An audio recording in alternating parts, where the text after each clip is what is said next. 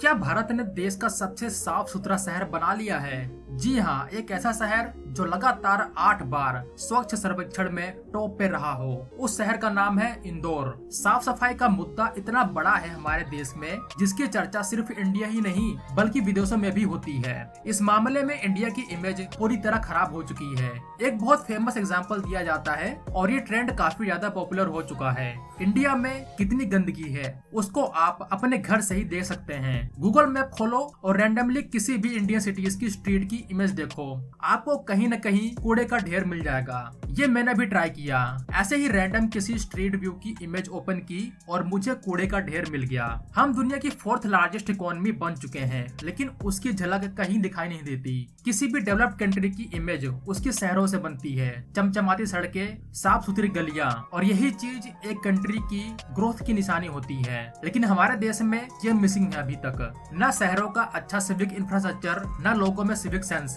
लेकिन इन सब के बावजूद एक ऐसा शहर उभर के सामने आएगा और एक एग्जाम्पल सेट करेगा पूरे इंडिया के लिए। शायद ही किसी ने सोचा होगा। आज उसी शहर की बात करूंगा और बताऊंगा कि कैसे सिर्फ कुछ एफर्ट से ही ये शहर गंदगी से निकलकर इंडिया का सबसे साफ शहर बन चुका है। इसमें कोई रॉकेट साइंस नहीं है, बस विल पावर और लोगों का सपोर्ट ही काफी है। आज हम इंदौर की उसी गलियों में जाएंगे, एक ऐसे शहर की जो कभी कचरे के ढेर पे बैठा था और आज सफाई का एक आदर्श बन चुका है। हम जानेंगे कि कैसे इंदौर ने यह नामुमकिन सा लगने वाला काम कर दिखाया और क्यों दूसरे शहर अभी भी पीछे हैं। तो चलिए शुरू करते हैं ये सफाई का सफर। एक समय था इंदौर की पहचान सफाई से नहीं बल्कि गंदगी से थी। 2010 के आसपास यहाँ की स्थिति बेहद खराब थी। सड़कों पर कचरे का ढेर, ओवरफ्लो होती हुई डस्टबिन और नालियों का गंदा पानी हर जगह दिखाई देता था। शहर में हर तरफ एक बदबू रहती थी। इस गंदगी का सीधा असर लोगों की सेहत पर पड़ रहा था। डेंगू, मलेरिया जैसी बीमारियां आम हो गई थी। नगर निगम पर लोगों का विश्वास बिल्कुल खत्म हो चुका था। जब भी कोई सफाई की बात करता, लोग हंसी उड़ाते थे। लोगों ने मान लिया था कि अब हमें ऐसे ही जिंदगी जीनी है। लेकिन फिर इंदौर ने कुछ ऐसा किया जो पूरे देश के लिए एक इंस्पायर करने वाली स्टोरी से कम नहीं है। इसकी शुरुआत 2016 से हुई, एक नए युग की शुरुआत।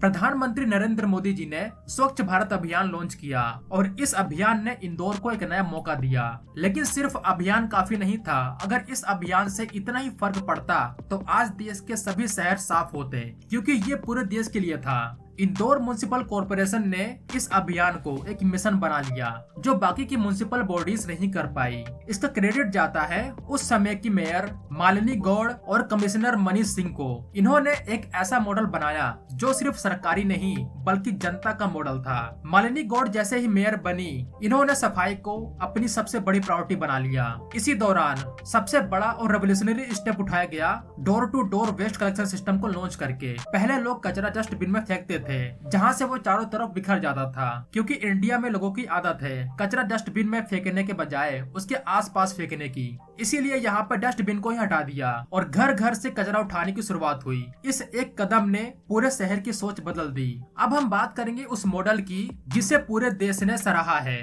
इंदौर ने सफाई को एक साइंस और एक सिस्टम बना दिया है और इसके कुछ मुख्य पहलू हैं, जैसे 100% डोर टू डोर कलेक्शन और सेग्रीगेशन। यह इंदौर मॉडल का सबसे बड़ा पिलर है। हर घर से रोजाना 2 गाड़ियां आती हैं, एक गीला कचरा और एक सूखा कचरा लेकर जाती हैं। ये कलेक्शन 100% है। यह सिस्टम इतना आसान और इतना रेगुलर है कि अब ये लोगों की आदत बन चुकी है। इस सेग्रीगेशन से प्रोसेसिंग बहुत आसान हो जाती है। दूसरा है टेक्नोलॉजिकल इनोवेशंस। इंदौर ने सफाई में टेक्नोलॉजी का भरपूर इस्तेमाल किया है, जैसे जीपीएस ट्रैकिंग। हर कचरा उठाने वाली गाड़ी में जीपीएस लगा है। इससे कॉर्पोरेशन को पता चलता है कि गाड़ी कहाँ है और उसने किस एरिया से कचरा उठाया। CCTV monitoring, public places, commercial areas और कचरे के स्पॉट्स पर सीसीटीवी कैमरास लगा दिए गए। अगर कोई सड़क पर कचरा फेंकता है तो उस पर तुरंत फाइन लगाया जाता है। Waste to energy plants. Indore ने कचरे को सिर्फ फेंका नहीं बल्कि उससे एनर्जी बनाई। इंदौर का waste to energy plant 550 TPD capacity का है। साथ ही इंदौर वेट वेस्ट से बायोगैस बना रहा है। सीएनजी बसेस में उसे यूज किया जाता है। तीसरा है पब्लिक पार्टिसिपेशन एंड अवेयरनेस। सफाई सिर्फ सरकार का काम नहीं है बल्कि लोगों की भी जिम्मेदारी है। इंदौर ने इस बात को समझा, लोगों को जागरूक करने के लिए कैंपेन चलाए, क्योंकि सरकार अपनी तरफ से कितना भी अच्छा काम कर ले, जब तक लोगों के अंदर ही अवेयरनेस नहीं आएगी तब तक ये सफाई नहीं हो सकती। सरकार ने 7R कैंपेन को प्रमोट किया: reduce, reuse, recycle, refuse, repurpose, reform and renew. Schools में बच्चों को सफाई के बारे में सिखाया गया। सिटी के इन्फ्लुएंसर्स ने भी इस मिशन को प्रमोट किया। कुल मिलाकर ये एक मिशन बन गया। चौथा पहलू है इंसेंटिव्स एंड पेनल्टीज।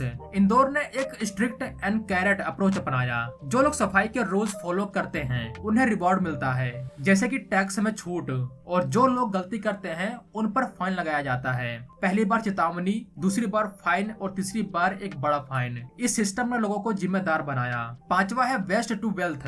इंदौर ने कचरे को सिर्फ एक समस्या नहीं बल्कि एक संपत्ति, वेल्थ के रूप में देखा। इसका सबसे बड़ा एग्जाम्पल है प्लास्टिक से रोड बनाना।